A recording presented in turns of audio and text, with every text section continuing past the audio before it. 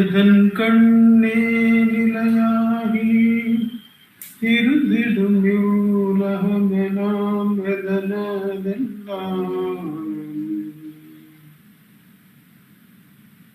எதனென்று அனைத்துலகும் எழுமோ மற்றிவையாவும் எதன் பொருட்டாம்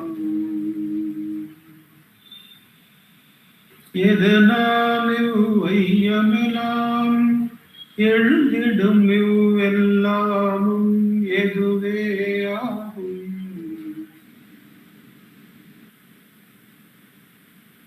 அதுதானே உளபொருளாம் சத்தியமாம் அச்சொருபம் அகத்தில் வைப்பான்.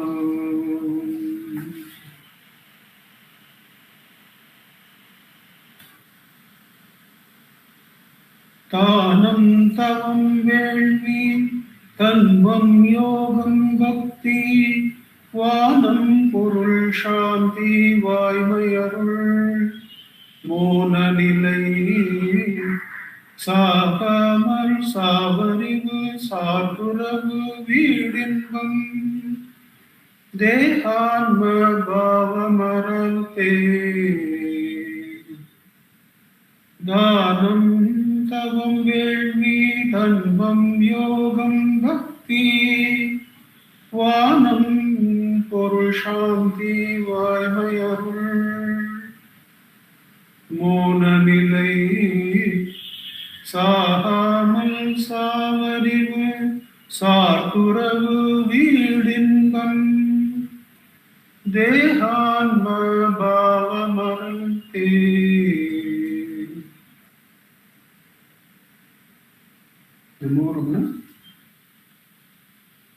By Bhagavan's grace, we have come up to verse number 13, which we are meditating on today.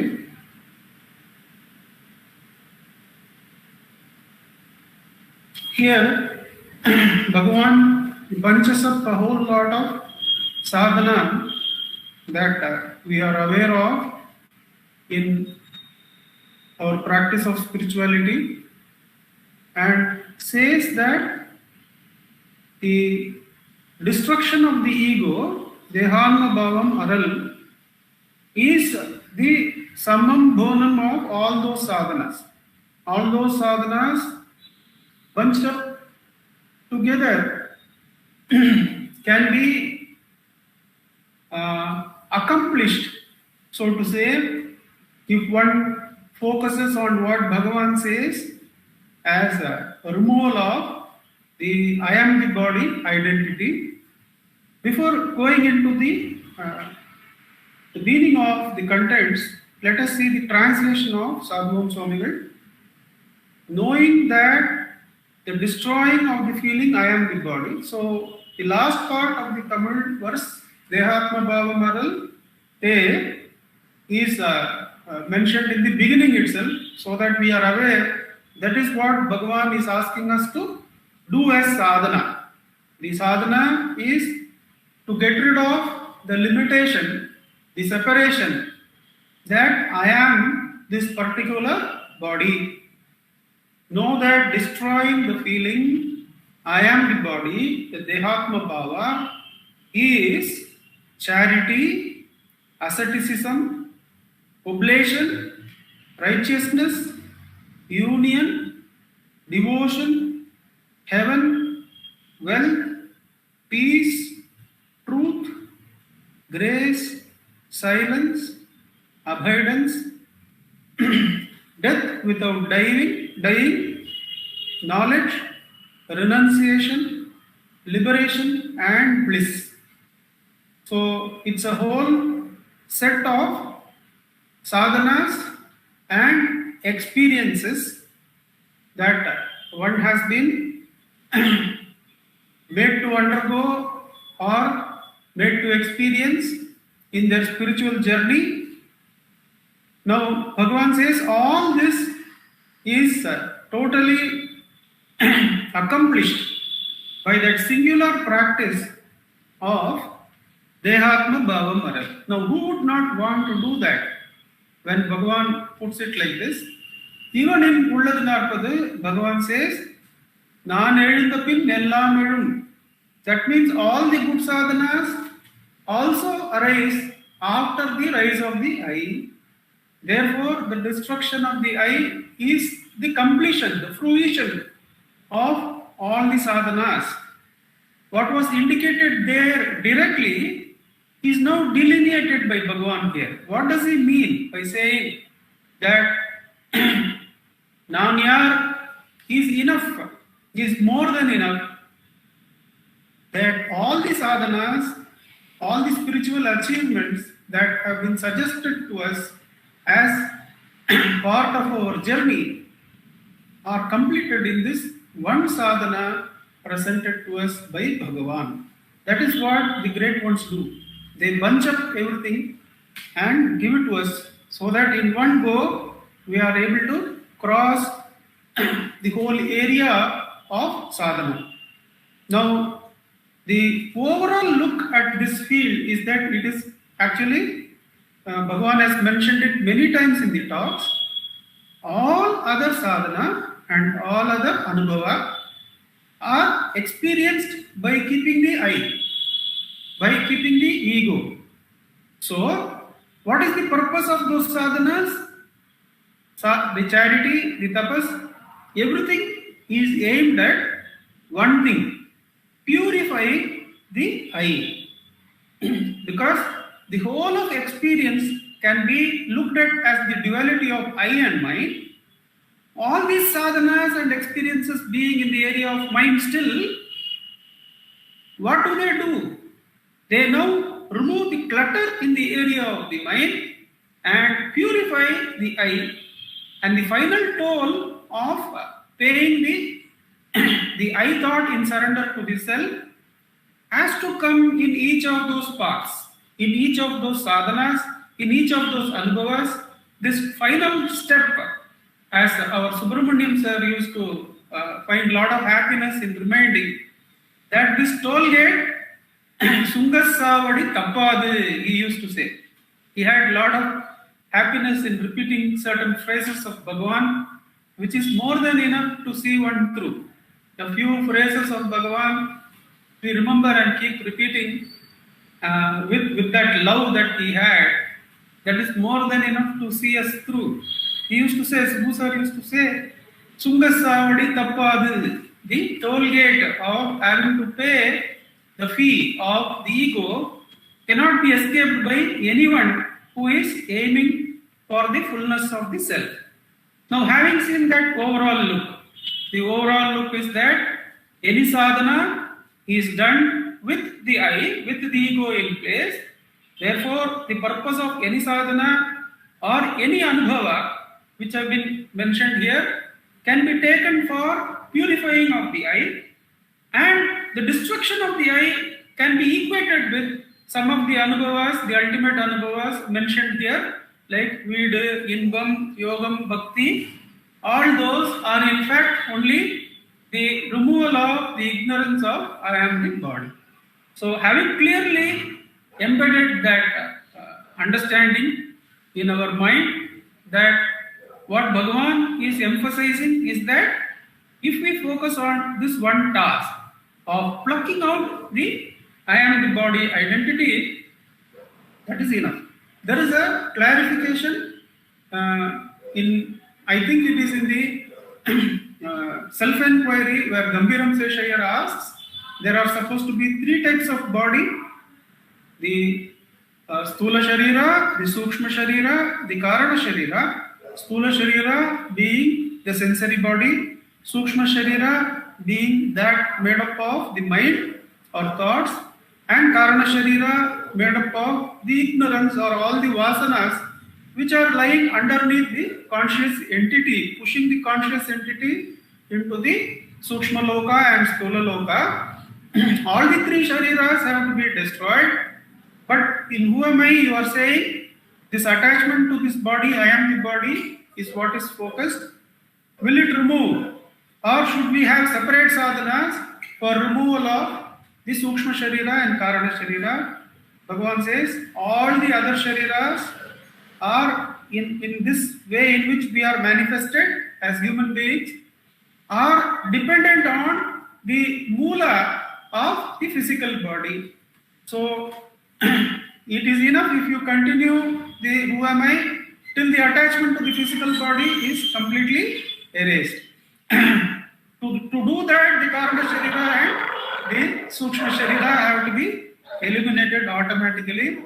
Then alone, in this way of manifestation that we have taken, only when attachment to the physical body is also removed, can we be sure that the Sukshma Sharira and Karana Sharira are eliminated.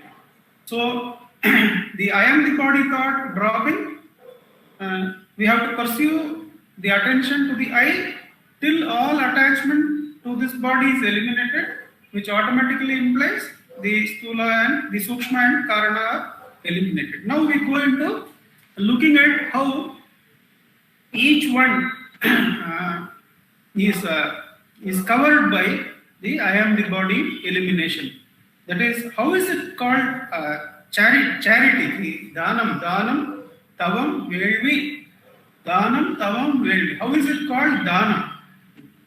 Now, all we have to do there is to see Bhagavan sitting, and in his presence, all discontent, all feeling of lack being removed from the sadhakas. You go and sit in the Samadhi shrine, all your discontent, the feeling of discontent is completely removed. Now, that is total wealth. That means Bhagavan, by his presence, is making each one of us the richest beings ever. The one who is having no we will see in the wealth component, who is the richest one, who doesn't have any kind of discontent, any kind of lack, he is the richest. Now to give that as donation, to give that as that is the highest charitable act, the maunam of the rishi, it removes the discontent in the other and makes that one the richest being ever. What better charity can be there? So it is the summum bonum of all charitable acts. Now, what is tapas? Tapas, general definition is you go into solitude and start burning the attachment to the various koshas by various austerities. Now, how is the removal of the I am the body thought, isolation or the solitude? Bhagavan says one can be in solitude even in the bazaar if one is rid of the feeling I am the body. If the Dehatma Bhava is not there, that is real solitude. That is real solitude, and that is also the highest austerity, because the koshas which you are going to subject to as austerity in the various sadhanas, all the koshas are merged into the jnanagni. In the Dehatma Bhavam Aral, what happens is all the koshas which you are going to subject to various kinds of tests and test of attachment in various austerity measure, that is all, all the koshas are now, all the veins are now merged into the jnanagni. Therefore, this is not only the solitude of tapas, this is also the austerity is the best austerity that one can conduct. The common fear is that those who are following Jnana Marga, they are all stingy fellows. They use this as an excuse not to, that if you have Jnanam, that is enough. We don't need to take any amount in charity, not give anything to anybody, and not live as you want. To prevent oneself from undergoing the austerities, one takes the easy route of the Atma Vicharam, or those who are following Jnana Marga, they are escaping, keeping their purse well within their pocket and just living as they want in the sensory world. Nothing can be farther from truth, because in Atma Vicharam, every thought of yours is seen. You clearly know what you are. You clearly understand yourself. There can be no escape from this, and there is no shifting of blame on anyone, because you clearly understand you are the one who has to let go of the thoughts. So, when the relative self, which is so thought of and so investigated into by psychology, the relative self is clearly understood. Who I am as relative self is clearly understood, because each of my thoughts are seen in clear light. When I started wearing this more or less all the time, the white shirts, one of my earlier friends used to remark, see, Nandakumar, this wearing of white shirts is it brings this difficulty that it leaves the slightest of dust or slightest of dirt out in the open. Then I thought to myself, though I didn't want to express it, that is the very purpose we wear the white, that the mind should be like that, so that the slightest of impurities in the mind is clearly visible, is clearly seen, and dropped and freed off. So there is no way one can be uncharitable when one is following Atma Vicharam truly. There may be fleeting rests in escapes, but the relentless pursuit of Atma Vicharam will take care of all that. Then how is it yaga and how is it righteousness, dharma? That is, how is it oblation? Now, the giving up of the I is the offer of everything to the self. There is a mystic, Christian mystic, who has investigated into this a bit. He used to say that, let us say a person owns the entire country and offers it to God, and another person owns not even nothing other than the shirt on top of him and the dress that he has, and has a thought that even if I get the whole country as mine, as my property, I am offering it to God. That is the same. He says both are the same. And the offering of the I is the offering of all the mind.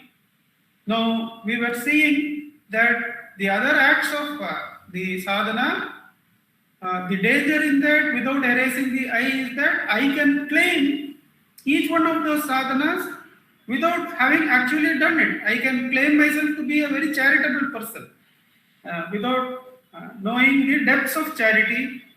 That is what happens between Arjuna and Karna, which is all popularly known, and Sri Krishna is asked by Arjuna, how is it that you say that Karna is more charitable than Yudhishthira and me?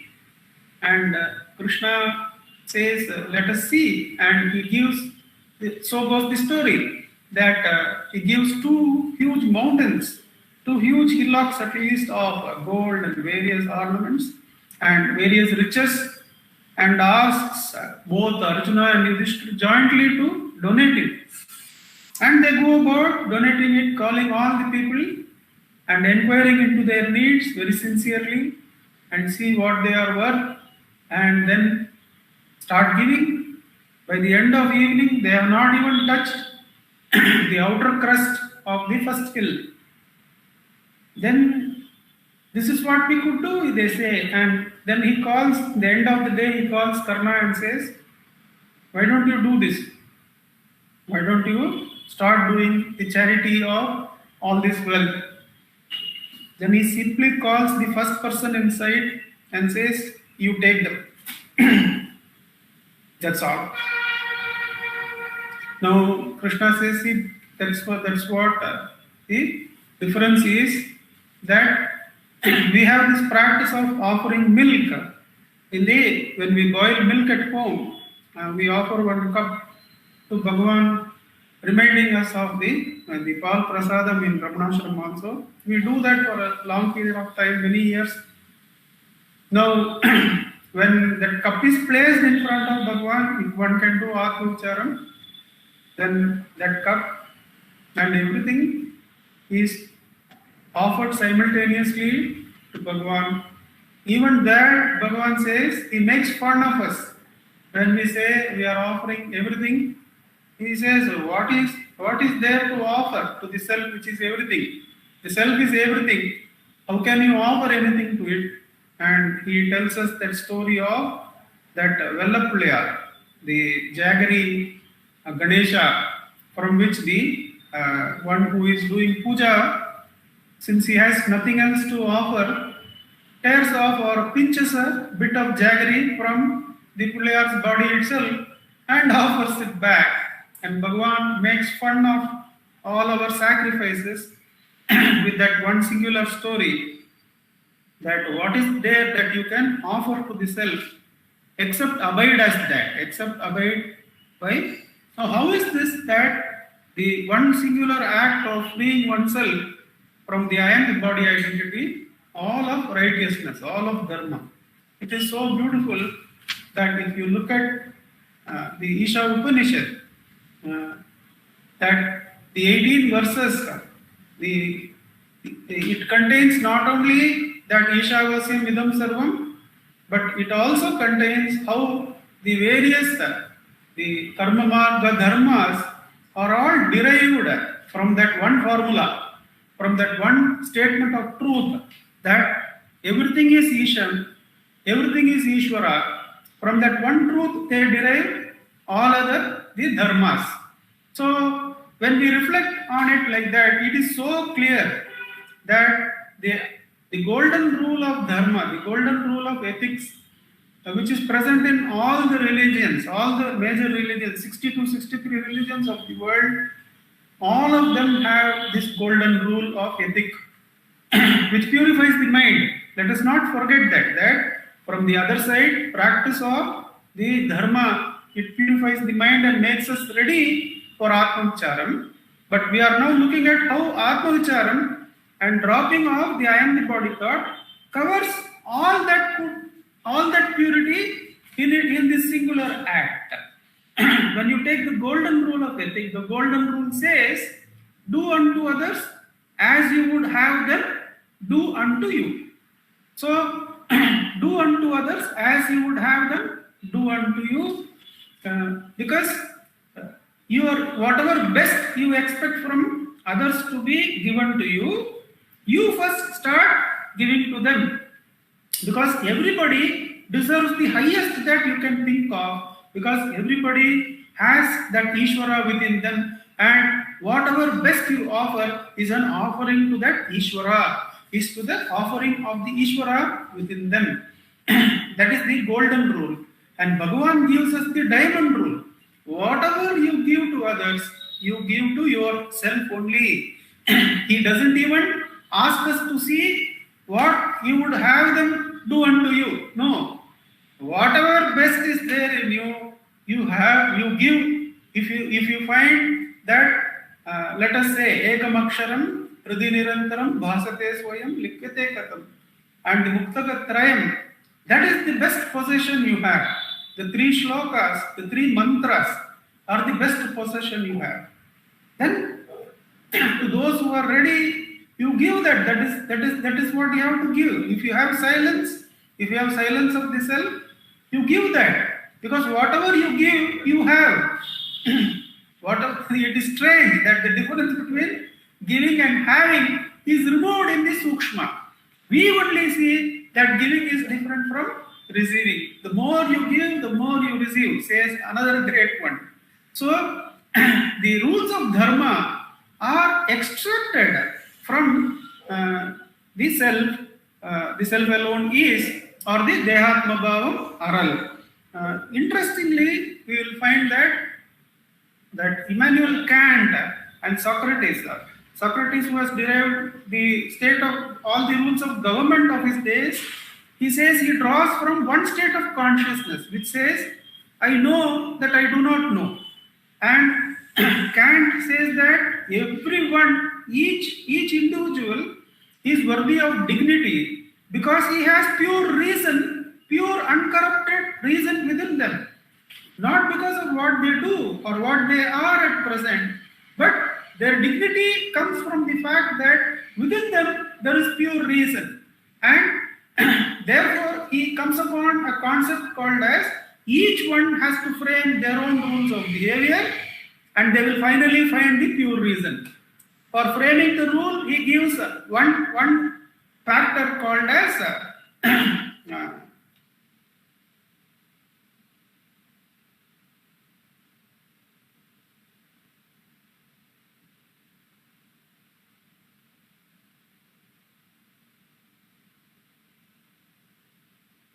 he uses the term categorical imperative. Categorical imperative means while framing the rule for ethical rule for yourself, you should understand that that rule should be applicable to everyone. Only then it should be universally applicable. So obviously you cannot apply a rule, I can lie as and when I want, because that when applied by everybody will cut at your own wanting to achieve something. Therefore, the universality which was there in the other dharmic practices is there.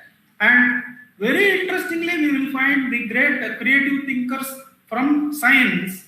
They also say they reach the place where they don't know anything. Now, in Chandogya Upanishad, it is said that there where we don't know anything, which is called as subconscious by Jung, that is the place where the individuality is not there. That is the deep sleep. So they all derive the rules of society, the rules of science. So not only the dharma as we see it, the dharma of society, the dharma of the physical world, all those rules are also derived from the same place of the undivided self. Now, therefore, since all these rules and regulations and righteousness and the order of things are derived only from that undivided consciousness, the Shraddhavan Labhate Jnanam becomes very, very clear that in whichever part of this creation, which is all he only, the whole creation is he, any branch you take, art, science. That's why Bhagavan says in talk 26 or 27 that if one cannot practice Atma Vicharam, then one should develop devotion to any one of the fields, like it can be God, Guru, or even the love of ethics, or even the love of beauty, he says, the concept of beauty, which is present in art. Any place you dig, and dig with Shraddha, the Jnanam, the Atma Vicharam will come to us, is what Bhagavan says. But Bhakti has to be there, Shraddha has to be there, then anywhere you dig. So therefore, we need not worry which is the liking, which is the area of study our children are taking up. We have to encourage them to dig deep there and hold Bhagavan. And naturally, they will come to Atma Vicharam. Shraddha, because everything is He. Let them have Shraddha in what they do. Let them dig deep and let them hold Bhagavan in Bhakti. How they can miss the mark? They cannot miss the mark. That is why the Dehatma Bhavam Aral is the sum of all the righteousness practices that we can bring into play. Then we have that in this one shloka, Bhagavan covers that this is not only the charity, the tapas, the yoga, the righteousness, but it is also yoga and bhakti. Yoga is union of the limited self with the limitless. Bhakti is love of the Supreme as limitless unconditional love and merger of the limited love, the conditioned love with Anburu Nilane, Anba Karaitarul Arunachala. O Arunachala, you are the very essence and form of love. I am this bit and piece of love, like that ice melts into the water. Let this limited love merge into your limitless love and be one in that bhakti. Anburu Nilane, Anba Karaitarul Arunachala. That how can this Dehatma Bhava Maral, how it can be yoga and bhakti? We see that yoga is necessary only when there is a division. Only when there is a division between the Supreme and the one who is the limited being. And when the limited being, by the Guru's grace, by Bhagavan's grace, is able to drop the separation. He is able to drop the feeling of I am the body separate from the rest. I am this entity separate from others. When that feeling is dropped completely, then there is nothing to unite with another. It is understood that the Supreme is in the Mahayoga state always.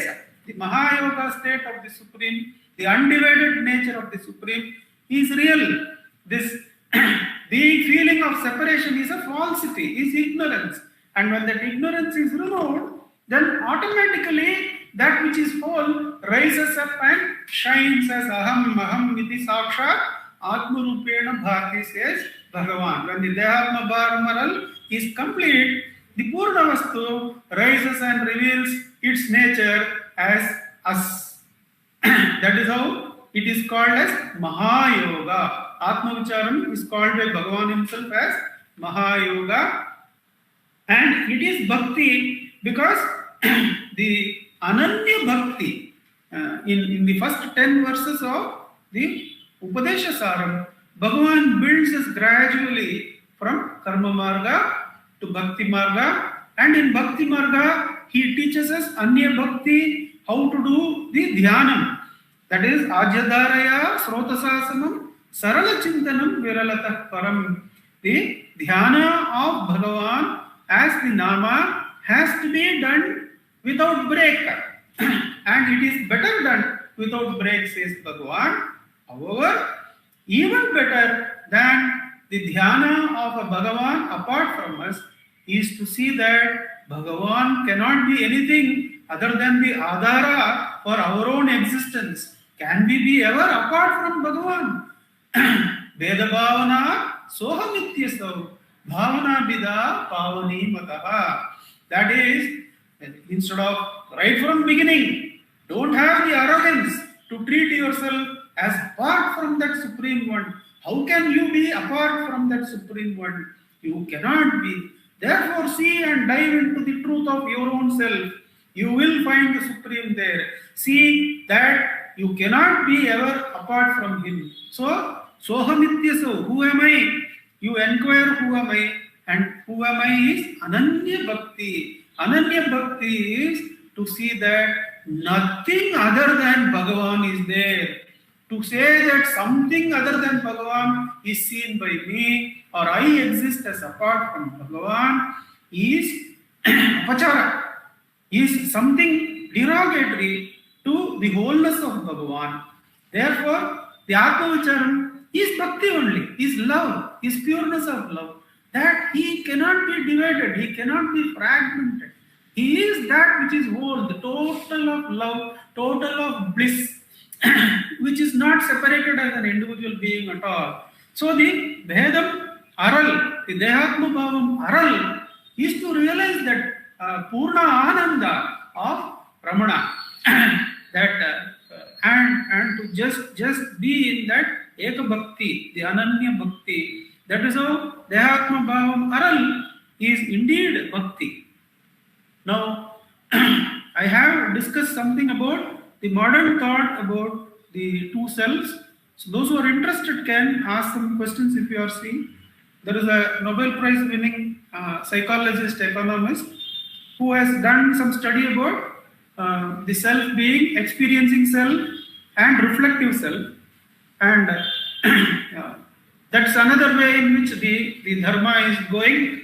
And since he has won the Nobel Prize also, the modern laws of society and politics is going to go around in this manner. That is, you will find that this division is where society will try to give the money to the experiencer. What he finds is that the experiencing self lives only for 3 seconds. Everything else is the reflective self. And the reflective self is made up of all half-baked ideas, the ideas which are not complete, and we say that is the Anubandham, how we judge ourselves. But there is a lot of study in that, which finally Bhagavan explodes that by saying that all this come only from the singular self. Can there be two selves in us? And to assume that the experiencing self is apart from the reflective self is not correct, which the psychologist himself says that this is only a notional division I make. But that's a modern study. If you want to see how the modern dharma is also only going to come from the self. You can have a look. Then Bhagavan says, this Deyatma Bhava moral is Anugraham, grace, Maunam, silence, Nishtha, the abidance, and death without dying. Now, grace alone is, says one of the teachers in Bhagavan, one of the persons who speaks in Bhagavan, Nochurana, he says, grace alone is, and our ego comes in the way. Our feeling separate comes in the way.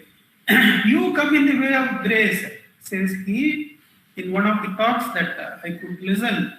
That, and when that obstruction is removed, the Deyatma Bhavam is removed, there is only the bliss of grace. Grace alone is felt when the Deyatma Bhavam is removed. This is Maunam. And Bhagavan quotes Taimana Swamigal, the Mauni from Tiruchi, I think, where there is Samadhi is in the Tiruchi Malakoti temple. Taimanavar, the saint is also there.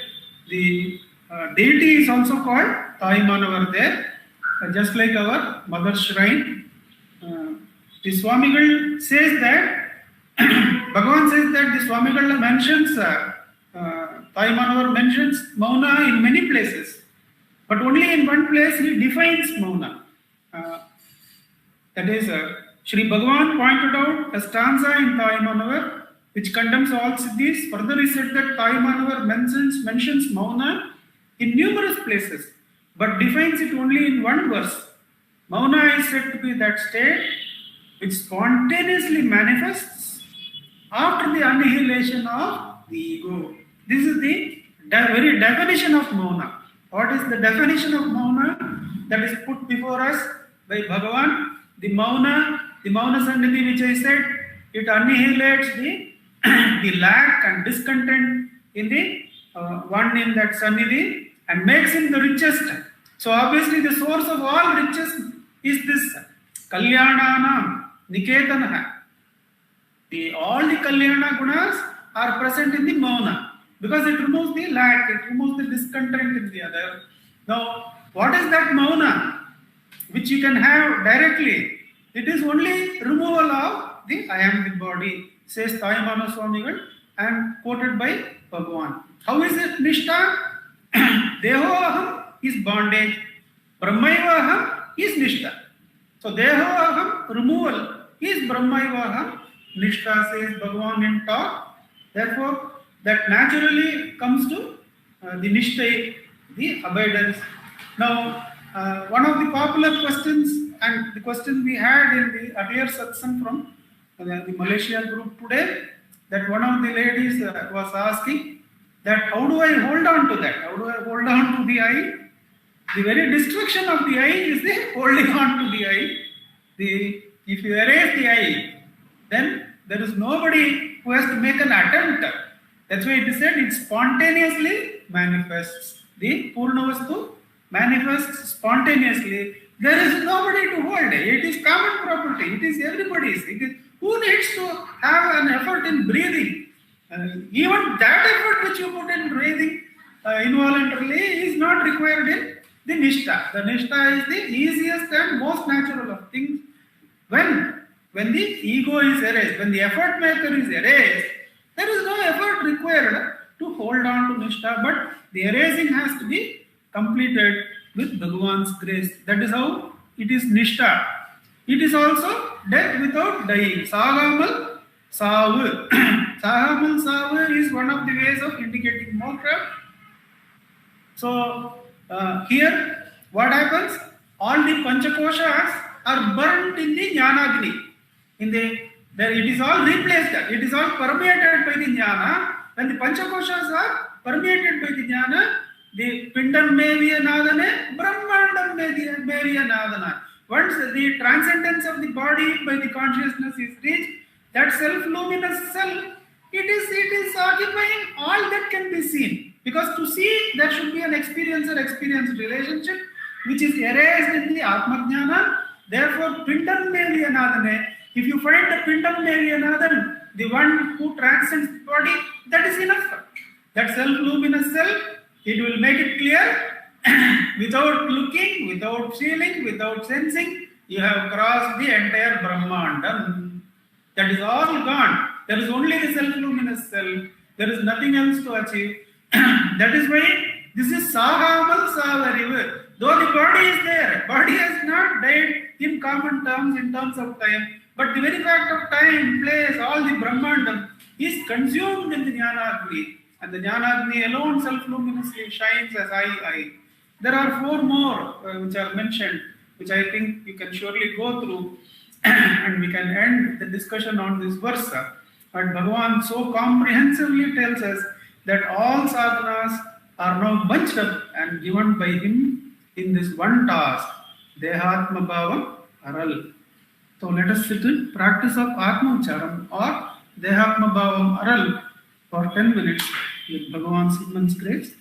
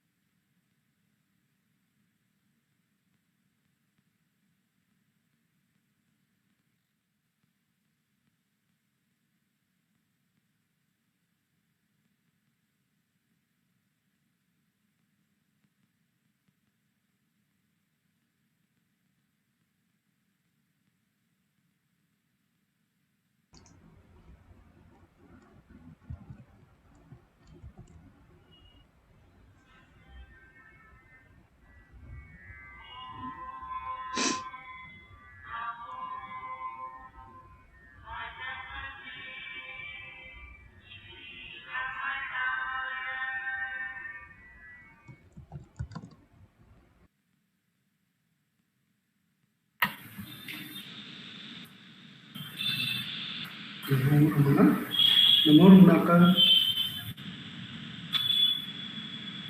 Namo Ramana. Namo Ramana. So beautifully, we have been taken through two aspects. Actually, so many truths have been touched upon today. But we can say primarily two aspects. The first, which Nandakumarji beautifully brought out, is that when the Dehatma Bhava, physical Dehatma Bhava is not there, then nothing further needs to be attended to, because we can clearly understand that if we do not have the thought of the body, of being a body, of having an identity, if there is no body, then where can there be thoughts? All the thoughts are related only to being a particular identity.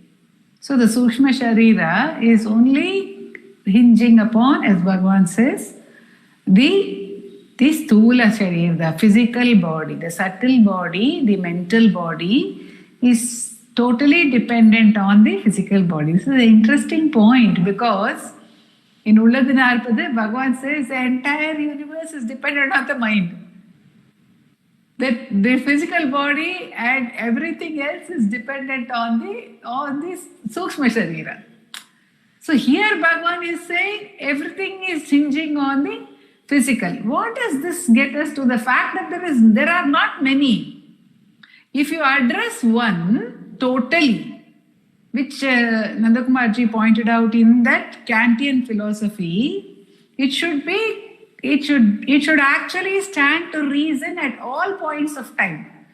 Unfortunately, what we very often do is we apply something to the extent it is convenient to us, and at another time we apply another philosophy. Sometimes we apply the philosophy of inquiry, sometimes we apply the philosophy of surrender. We are not consistent.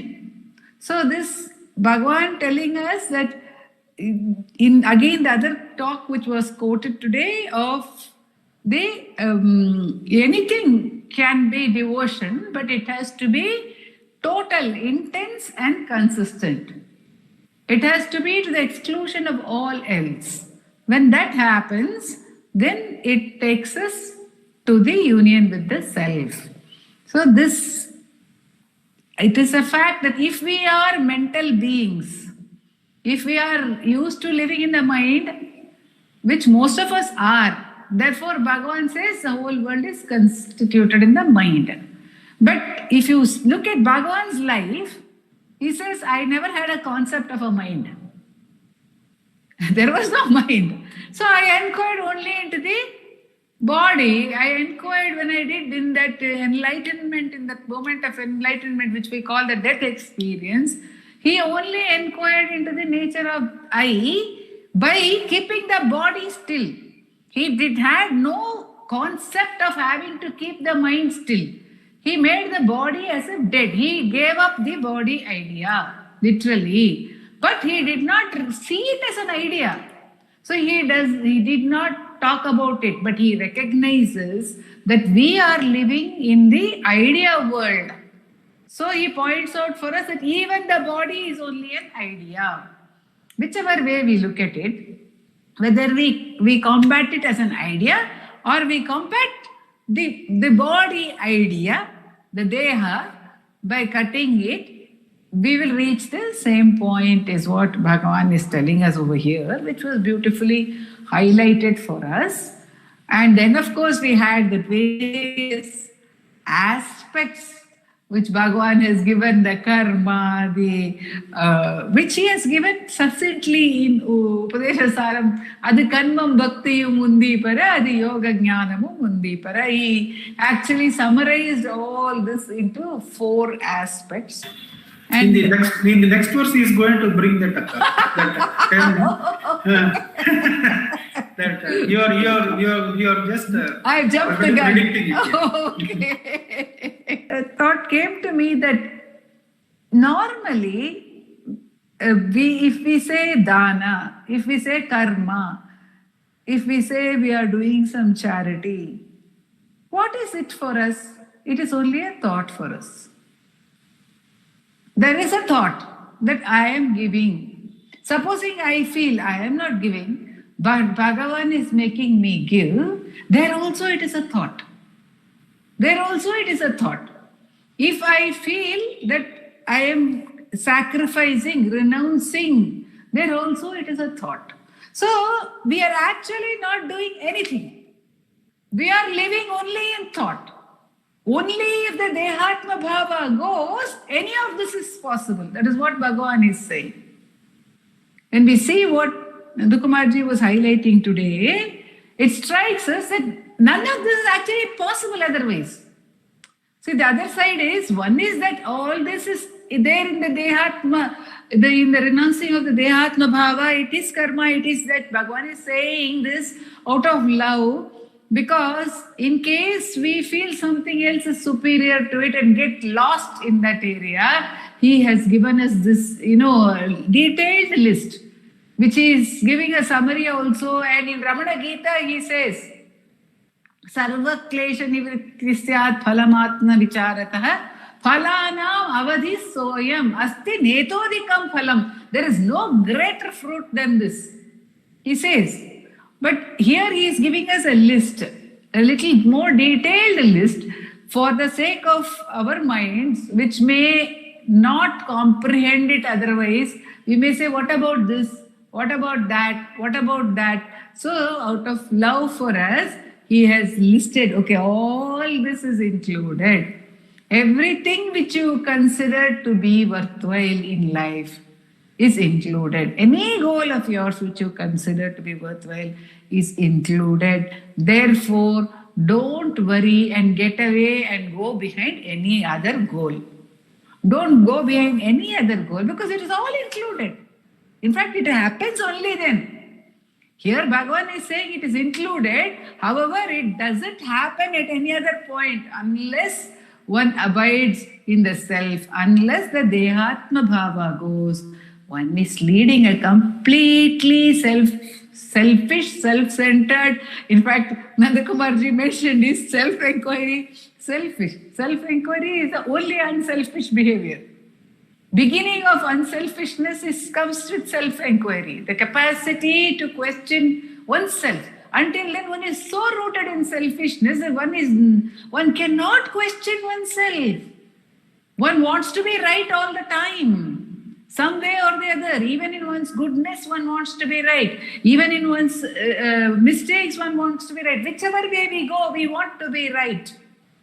But in self-inquiry, we begin the process of cutting at selfishness in self-inquiry. Then, of course, when abidance happens by Bhagavan's grace, then alone does selfishness go. Then alone it goes. So only one who abides in the self knows what it is to give, because one who is abiding the self has no other purpose. There is no purpose for a jnani. No purpose. What other purpose? There is no purpose. So when a jnani, whatever a jnani is doing is dana. Whatever a jnani does, if whether a jnani simply sits quiet or moves or talks or shares, whatever a jnani does is pure love. It is pure dana. It is pure tyaga, because the jnani has no need, could simply sit in that bliss. But out of Bhagavan says that, he says in that last stillness, Bhagavan says, it's like a porter carrying a load. He would prefer to lay it down at any point of time. But why did Bhagavan carry that load? What greater act of love, what greater act of dana, what greater act of sacrifice, renunciation. Then we find, and not only Bhagavan's life, we find the same thing in the great devotees of Bhagavan who have been blessed by him with that same state. All, so many of them, till today, we find are continuing to allow him to function through their body.